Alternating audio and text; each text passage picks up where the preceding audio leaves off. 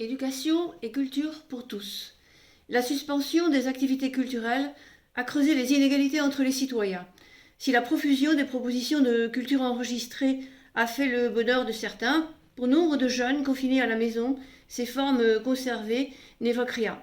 En outre, l'accès numérique aux formes culturelles montre vite ses limites.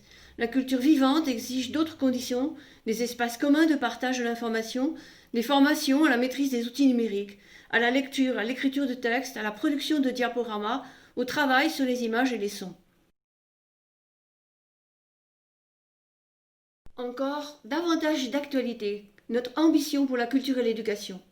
Notre liste restant la même, notre programme est arrimé à ces fondamentaux, tout en s'affinant avec des propositions plus précises pour la saison estivale qui arrive, alors que les grands événements festivaliers locaux sont supprimés, en juillet du moins. Nous proposons de petites formes pouvant être mises en œuvre rapidement, lecture de textes, mini-concerts, spectacles de funambules par exemple, dans des lieux symboliques de Saint-Brévin, comme le jardin de Mendin, les bunkers dans les dunes, la forêt. Ce que nous proposons à nouveau, et ce que les autres proposaient. La liste Une ambition pour Saint-Brévin se retrouve désormais face à 3 listes, 2 ayant fusionné. Au fond, pas de grand changement, puisque la plupart des candidats des 3 listes ont déjà été élus municipaux. Les propositions pour un catalogue d'affiches purement électoralistes. Que faire? Comment réaliser chaque projet en lien avec tous les autres selon les moyens dégagés et pour quelle finalité? Les réponses dépendent d'un projet ambitieux en concertation avec les acteurs de chaque secteur. Un programme et une direction municipale de la culture. Et pourquoi nous sommes différents? La liste Une ambition pour Saint-Brévin a pris en compte l'effet du confinement sur la vie des institutions scolaires et des milieux culturels. La fermeture des salles de spectacle et surtout des écoles et du collège ont profondément bouleversé la vie des Brévinois et des Brévinoises. Si les enseignants se sont efforcés de maintenir un enseignement de qualité par l'usage intelligent du numérique, il n'en reste pas moins que les apprentissages ont été très perturbés. Le rôle d'un adjoint à la culture et à l'éducation sera alors de promouvoir la concertation entre les ressources locales, départementales, régionales et nationales pour revivifier toutes les formes d'action éducatives et culturelles.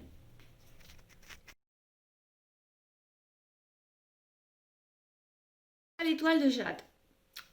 Le spectacle vivant a beaucoup souffert du confinement. Les salles de spectacle et les festivals doivent se préparer à revivre.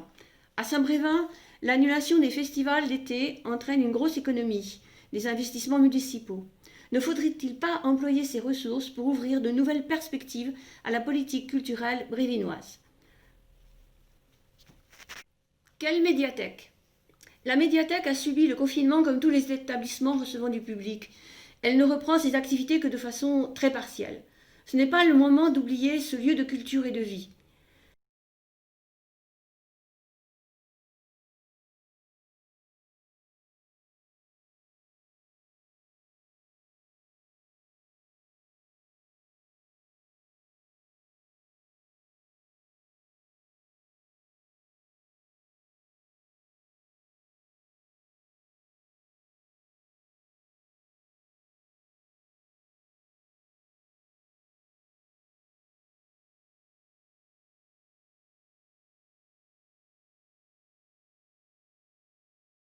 Un audit sur le fonctionnement et le dysfonctionnement dû à la crise sanitaire s'avère nécessaire. C'est l'occasion de réorganiser la structure et de l'adapter aux besoins de la population.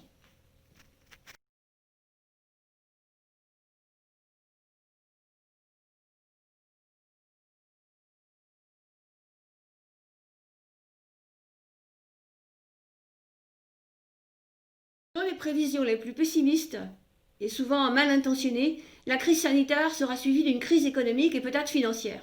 Alors quels moyens pour la culture et l'éducation? Plutôt que d'envisager une nouvelle cure d'austérité dont la culture fera les frais, c'est bien au contraire le moment de s'engager sur des priorités qui correspondent à une perspective de justice sociale. Il n'y aura pas de transition vers une société plus équilibrée, plus solidaire, plus écologique, sans un réel investissement dans l'éducation et la culture.